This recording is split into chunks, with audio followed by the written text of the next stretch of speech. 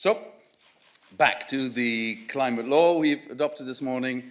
I'm sure you have all heard what President von der Leyen had just now to say about this, and I have very little to add.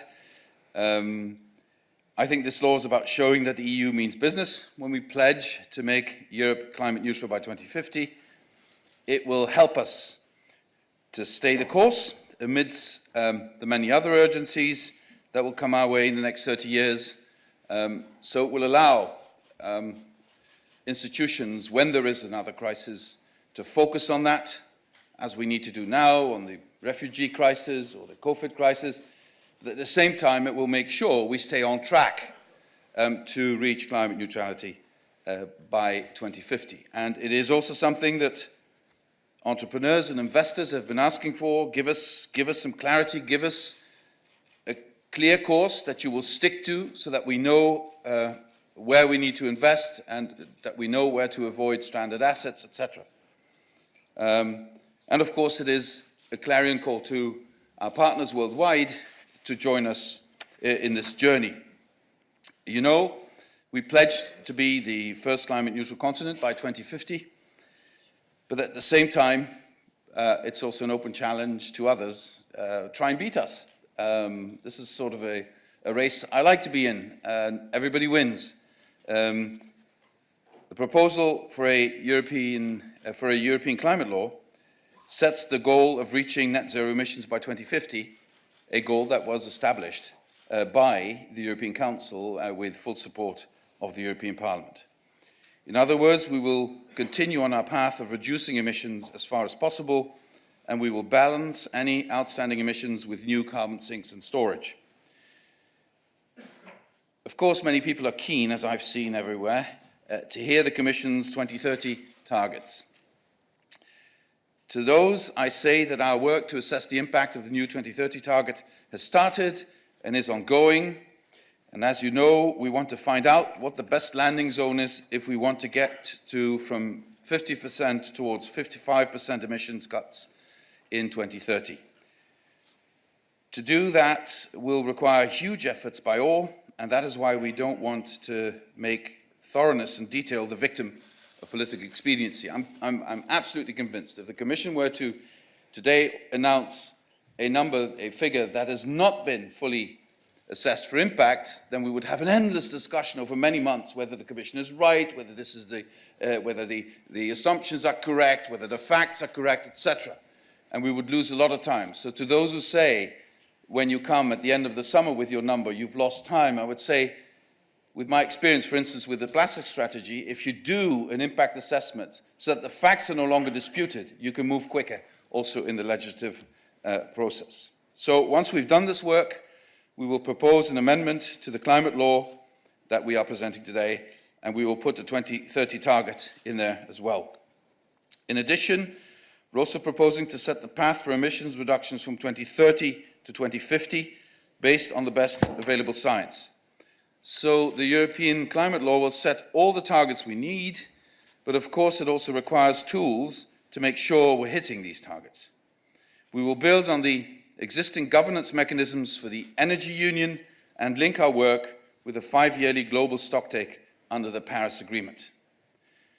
Where we see that collective action or national action is not in line with the trajectory we've set, then we will make the necessary proposals to correct that. First of all, from 2030 on, we will monitor our progress every 5 years, and if we find we're off track, we will adjust the trajectory. To be sure, there are not many different lines between 2030 and 2050 one can draw. At the end of the day, it's about hitting climate neutrality in 2050. And to be perfectly honest with you, I remember very well my experience with the Lisbon strategy. If you have a strategy but you want it to succeed, you have to be clear about the intermediary steps you take to get there. Otherwise, the strategy remains a thing of words and ambitions, but not of concrete results. So, what sort of proposals could we then make if it is necessary to correct the course?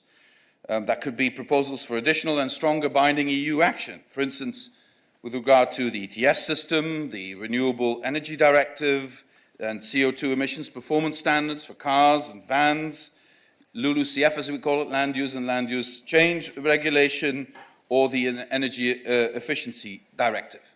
And to make one thing perfectly clear, we will make those proposals, and this will be done according to the existing legislative rules with full powers of the co-legislators, Parliament and Council. That doesn't change. They remain in charge of legislation. The decision on legislation, we remain in charge of the proposals. So it could also be that we make recommendations to member states for national measures. Let me say a few words about adaptation. Whatever we achieve in the next 5 years, and indeed in the next 30 years, we'll still have to prepare to face the impacts of our changing climate. You know, the time has come and gone where we could say, let's not talk about adaptation because that's sort of almost like admitting defeat. Adaptation is an essential element of our strategy, and I've just come back from Africa, and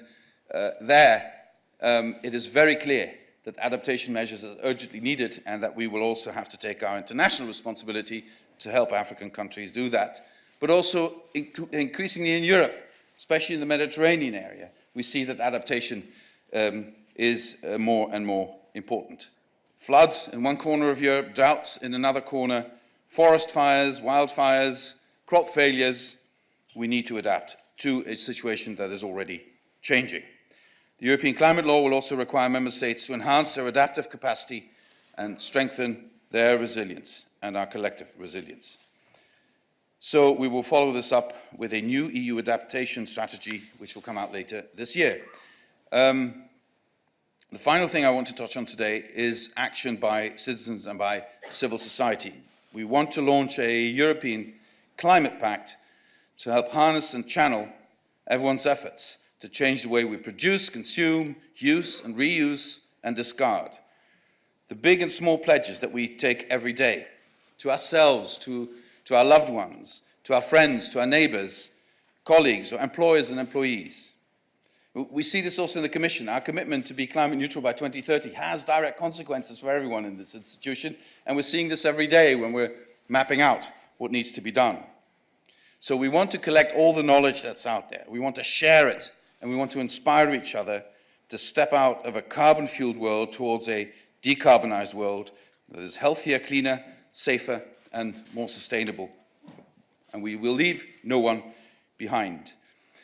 So we were inspired by grassroots movements. As you know, this morning, President von der Leyen had invited Greta Thunberg to assist at the beginning of the college meeting and to share her view with us. And as I said to her this morning, I'm sure that without the movement she has inspired and is leading, probably today we would not have a Green Deal. And probably today I would not be talking about something that is quite unique and quite forward-looking, this climate law.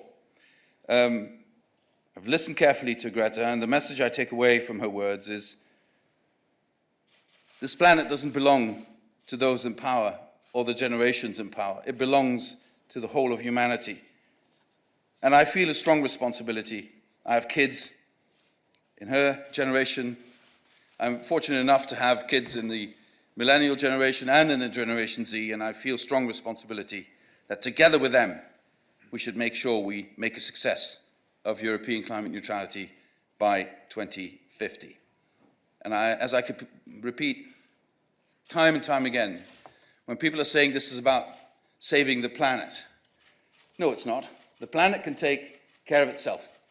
And if we're too much of a nuisance, the planet will get rid of us like the planet got rid of other species before. This is about saving humanity. This is about creating the right conditions so that humanity can live in balance with its natural environments in a way that is equitable and in a way that does not say to those in the world who aspire to our level of life, who aspire to live like us, to say to them, no, that's not possible because Mother Earth could not afford that.